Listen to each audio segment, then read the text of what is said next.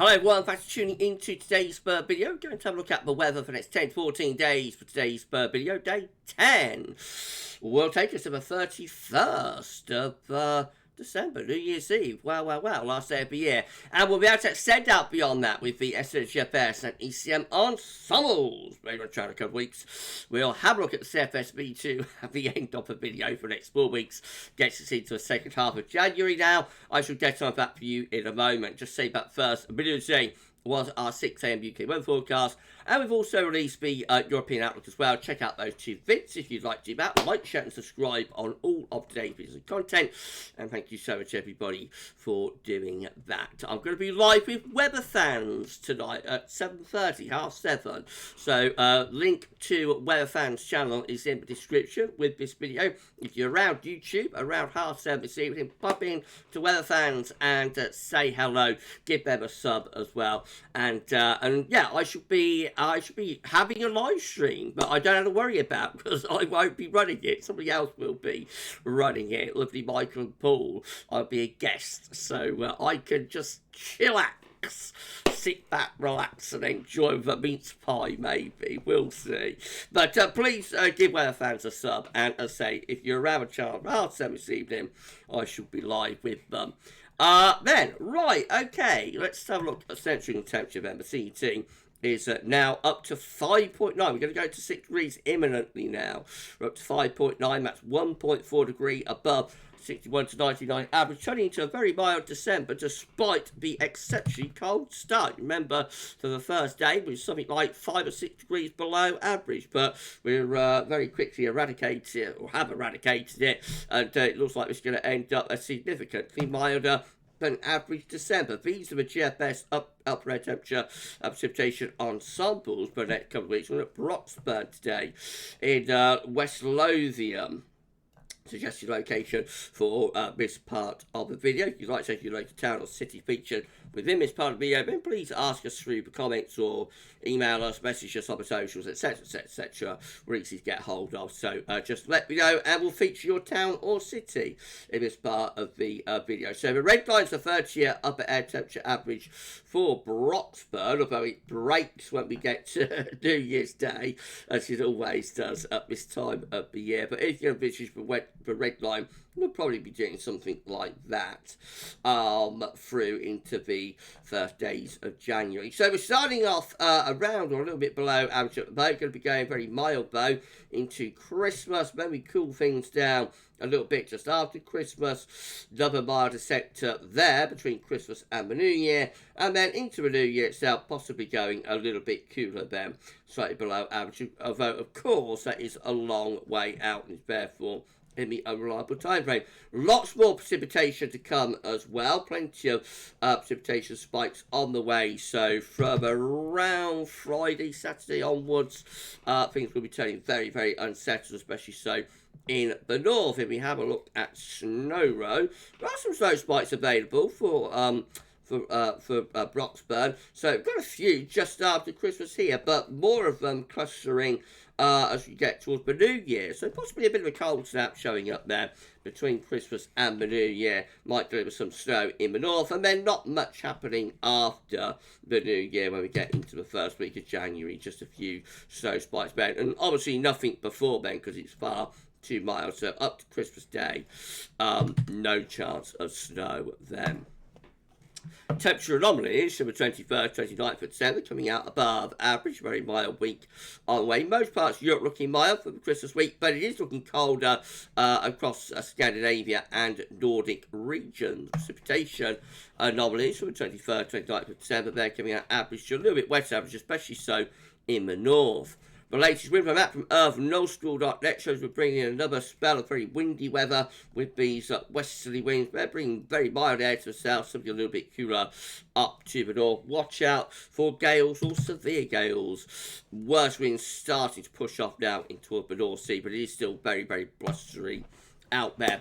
Right, so let's start going through the chart data. Let's have the latest UK Met Euro run. It's looking a big night on Christmas Eve. Sunday, very, very mild. High pressure from the Azores into France, Spain, Portugal. Low pressure towards Iceland, drawing in this really mild southwesterly wind. Still with that southwesterly into Christmas Day for the south, turning a little bit cooler for a northwesterly up in the north. By the time we get through to Boxing Day, we should all be going into something slightly cooler. But by the 27th of December, the next area of low pressure coming back in off the Atlantic, that brings more wet and windy weather. The high pressure just started to build, you'll notice there, in the Norwegian Sea, heading up towards Norway. Possibly start bringing something a bit colder, saw it on the ensemble graph, didn't we, to Scotland and maybe Northern Ireland. England, Wales probably remain quite mild and wet, though, under that area of low pressure. Icon, again, but high pressure to the south, low pressure to the north scenario for Sunday. Well. Christmas Eve, so I'm so sorry, very, very mild for Christmas Eve. That carries on into Christmas Day as well. Struggling to even get much in the way of cooler air down into the south as we get through to Boxing Day. To be honest, winds generally remaining from west or southwesterly direction, and then low pressure start pushing back up from the south as we go between Christmas and the New Year. So very unsettled there with lots of heavy rain coming in from off the Atlantic. The deluge goes on. This is KMA from Korea. So again, Christine looking very mild with both southwest winds, something a little bit cooler for Christmas Day there, and then on into Boxing Day, a little bit drier then and slightly cooler or cold as well, but low pressure quickly back in again. Day after Boxing Day, 27th December, turning very unsettled, wet and windy, and then high pressure starts to take over to our southeast, so turning a little bit drier and colder under that high pressure before low pressure returns for the new year. Back to the wet and windies into 2024, new year, but same old weather. GFS midnight run again with the high pressure to the south, low pressure to the north on Christmas Eve, drawing up that very mild southwesterly wind. Remember when it looked like I have a cold Christmas?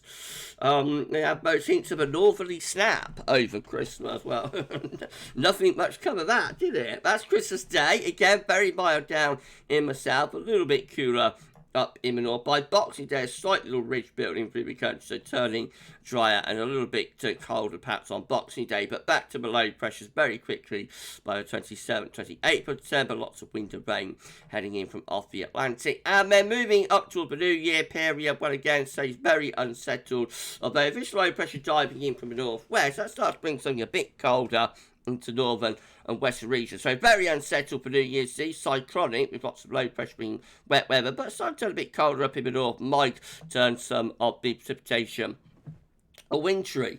That's New Year's Day, so a little bit colder for New Year's Day, but low pressure in the Atlantic still really the driving factor. And so as we push on through the first week of January, it stays very unsettled. Another low moving through there, say to the 3rd of January. Better ridge building out to the west, putting in a slightly colder northeasterly wind again before we finish up under higher pressure, so turning drier and perhaps a bit colder under that ridge with the risk of some frost. This is how the GFS V2 looks in comparison. High pressure south, low pressure north, southwesterly winds on Christmas Eve into Christmas Day, and Boxing Day stays unsettled, but we'll see the worst of the rain easing off. It goes a little bit cooler as well. They're probably quite mild down in the south. I think most areas turning a little bit cooler at that ridge by Boxing Day.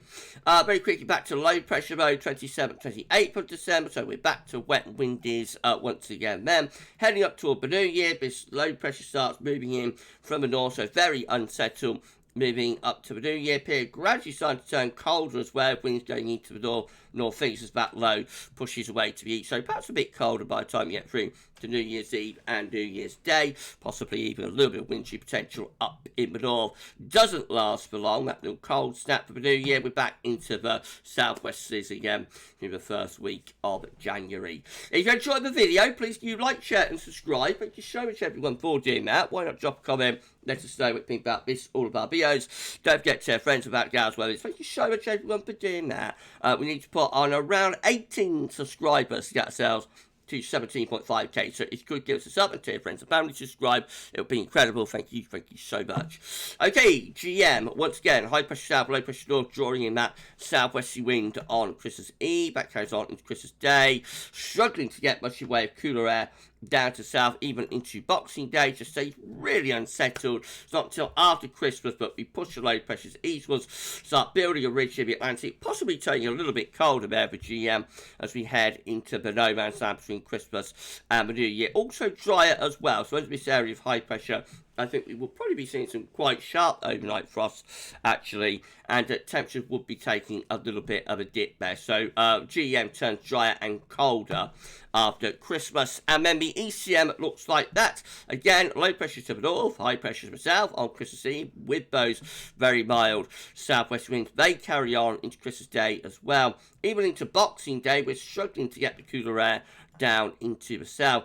Beyond that, another deep low pushes up from the southwest with a 27 to 28%. That brings lots of rain with it. Slightly colder northeasterly winds on the northern side of that area of low pressure. That clears away as we move toward the New Year. A ridge tries to start building up from the southwest, probably a bit drier and colder, but not for long. Look at this, low pressure back in again for the New Year. So no suggestion of drier and colder weather there for the New Year with the ECM. Actually, it just keeps the deluge coming. It keeps the low pressure and the west is going right way up to New Year's Eve. This is a precipitation forecast based on that ECM run from TibetShow.com. Only plenty of showery weather in the northwest up to a couple of days anyway.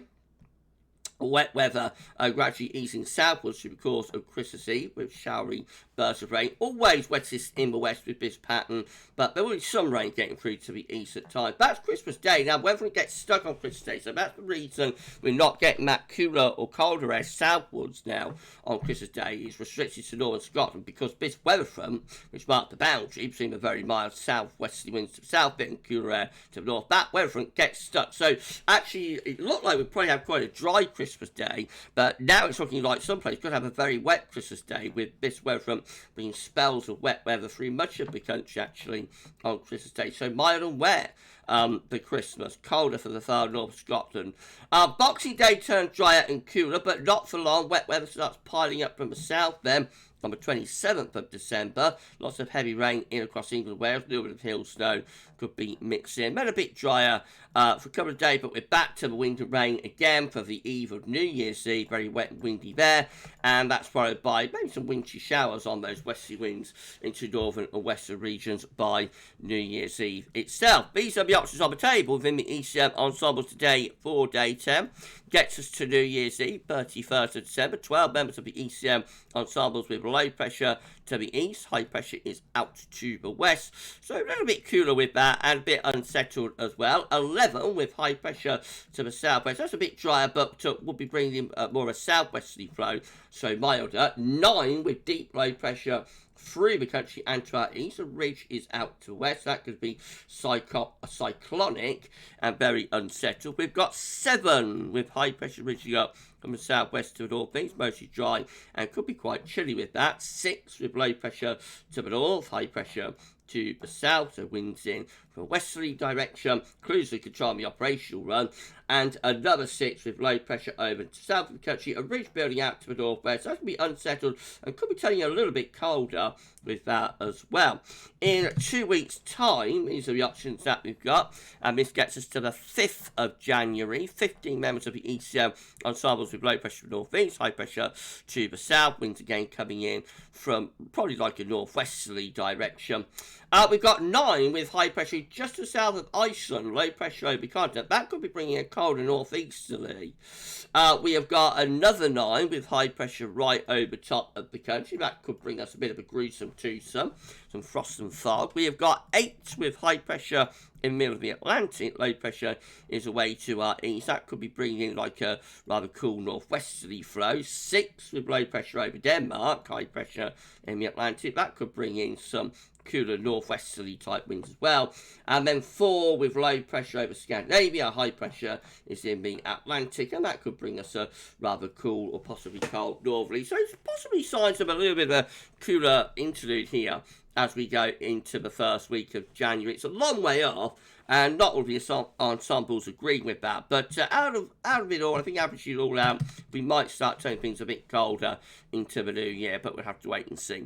CFS V2, these are 500 millibar height zones broken down into week periods. The first week period takes from 21st to 27th of December, so the next week has low pressure to the northeast. That will bring Scandinavia and Nordic regions a cold Christmas. Otherwise, though, we and most parts of Europe remain with westerly winds giving us a mild Christmas. And then we go through the week 2, which will be the 28th of January, 28th December, I should say, to 3rd of January. Low pressure to the northeast, high pressure to our west, winds again coming in from like a westerly direction with that one, so remain quite unsettled. Week 3 going to be the 4th to the 10th of January. High pressure just to our southwest, low pressure to our northeast. That's going to be drier, and for the south anyway, should be potentially quite mild. And then week 4 will be the 11th, 17th of January.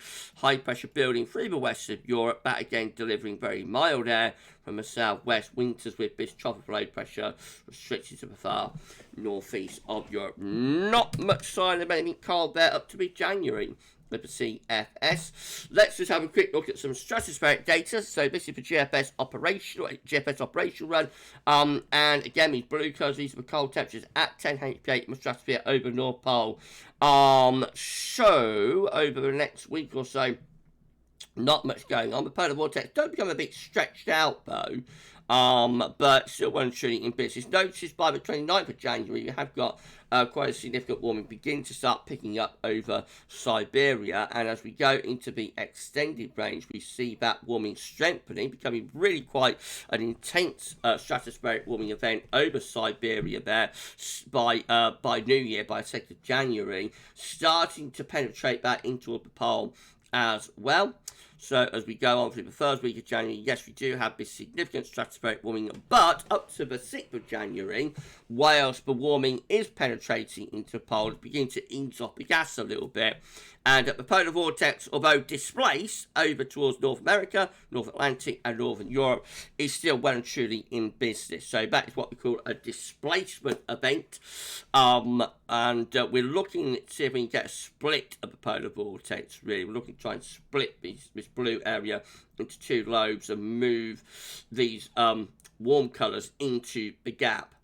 Whether that will be enough to reverse zone winds, I'm not sure. It is a very significant warming, we see over Siberia. So whether that would be enough as it pushes toward the pole, send the zone wind into reverse, I'm not sure. We'd need to wait a little bit longer, I think. Go through your ensemble members. So this is how the control range looking. Again, very significant warming moving into the pole, displacing polar vortex displacement event there. This is ensemble member number 1. Again, very significant warming with that one, displacement event of polar vortex 2. And number 2 looks like that. Again, significant warming event with that one. Number 3 looks like that. So again, quite a significant warming with that one. Ensemble member number 4.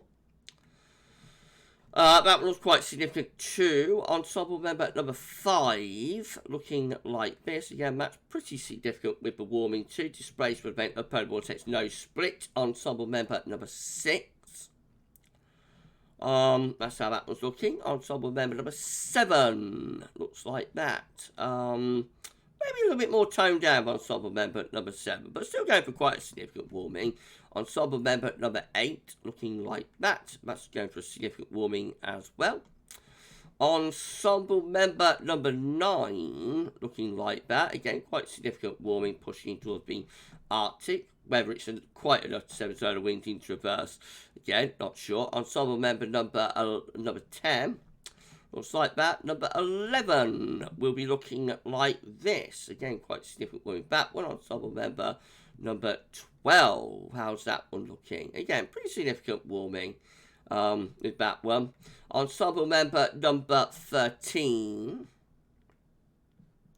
Like that. Ensemble member number 14. Let's go through that one. And again, quite significant warming. Certainly pointing the polar vortex under a lot of pressure, even if it's not splitting, it's being displaced here with most of these ensemble members, and it's being put under a large amount of pressure. That's ensemble member number 15. That's really starting to stretch out the polar vortex by the very end. Ensemble member number 16.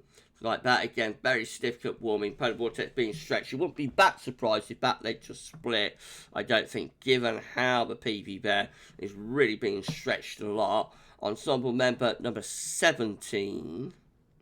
It's like that again, putting PV under a lot of pressure with that one. Ensemble member number 18.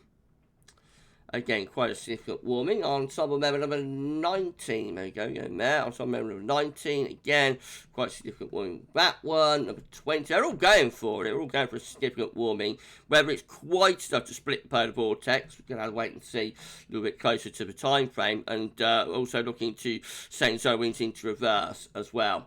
So they've had a major sudden stratospheric warming. Ensemble member number 22. I think we're up to now. Again, that one's going for a significant warming. Ensemble member number 23. Looks like that. Significant warming with that one too. Ensemble member number 24. Again, quite a significant warming there. Ensemble member number 25. Again, pretty significant with that one. Ensemble member number 26. Again, showing quite a significant warming. Ensemble member number 27. Once more, quite a significant one with that one. Ensemble member number 28. Looks like that. Ensemble member number 29. Looks like that. And finally, ensemble member number 30. Looks like that. All going for a significant warming. Again, whether it's quite enough to send a solar wind into reverse and also to split PV, though, remains to be seen. Looks more like a displacement event at the moment, but we don't get to 6th of January with this. We might, see further developments. In comparison, this is what happened in 2013, so this is what we're looking for if we want like a gold standard major sudden stratospheric warming event. This is New Year's Day 2013. See the red colours here, that's the stratospheric warming over Siberia, blue purple colours, the polar vortex. We get through to the 4th of January, and we see that major warming starting to penetrate towards the pole. Bit of a displacement now of PV starting to take place. 7th of January, looks like that. So now we have displaced the polar vortex. We've pushed that warm area into the polar region itself, pushed out the polar vortex as its roots of the stratosphere with the blue purple colours dropping into Canada and North America, the North Atlantic, and into Northern Europe. Now look what happens after that. So this also leads to, so at this point the solar wind is reversing. This is 7th of January, the solar wind has gone into reverse. A major sun stratospheric warming has occurred. The other thing we do with this warming though is split the vortex, and that happens by both this major warming, of course, over Siberia moving into the Arctic, but we also start getting a little secondary warming appearing in the Atlantic here.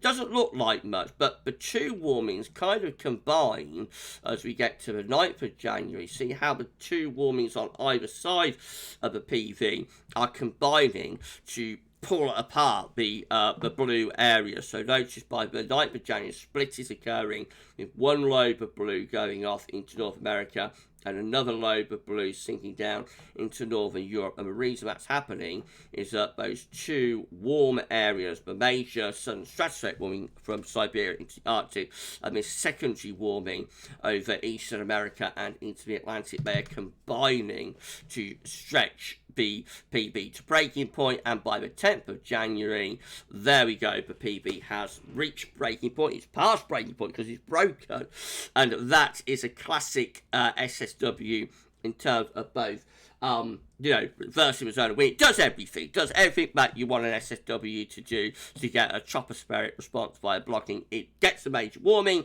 it moves it from Siberia into the Arctic, it reverses the solar wind at 10 HPA, and it also splits the vortex. So that's like a gold standard sudden stratospheric warming event that we have there in 2013. Whether this stratospheric warming event that we might be facing in the new year, occurring around the same time frame, but whether it's going to have the same impacts as that one from 2013, whether it's going to do everything that we're looking for an SSW to do, we shall have to wait and see. Classic sudden stratospheric warming from January 2013. Okay, we're done. If you enjoyed the video, please you like, share, and subscribe. Thank you so much, everyone, for doing that. Why don't drop a comment and let us know what you think about this and all of our videos. And don't forget to tell friends about GavsWeatherVids. Thank you so much, everybody, for doing that for us. So I am live with Weatherfans tonight at 7:30. If you want to hear Gav with Weatherfans, then check into their channel at 7:30. Link is in the description with the video. And then tomorrow I've got the 6 a.m. forecast coming up, JMA Friday, and a 10 to 14 day. We'll be live at 10:30 with the pub run. So lots to look forward to tomorrow, and of course going into the Christmas period as well. You enjoy the rest of your first Evo, and for this one that's all for now, and thank you so much for watching. Bye for now.